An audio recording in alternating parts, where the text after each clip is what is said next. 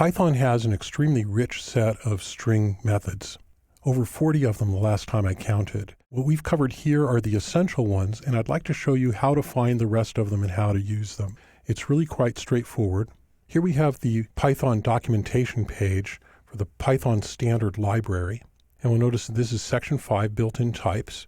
And down here we see this link of 5.6.1 string methods.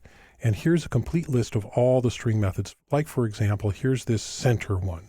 And we see that center, it takes width and an optional fill character, and it returns a centered string of length width. And padding is done using the specified fill character. Default is a space. So if I had a string, this is a string, and I wanted to center it on, say, 80 character string, I would simply say new equals s.center 80, like that.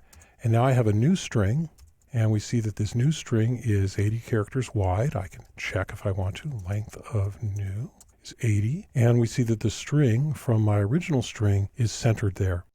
Like I said, there's over 40 of these different methods. And here's the entire list, and they're all very well documented. It's really simple. It's not in a terribly technical language.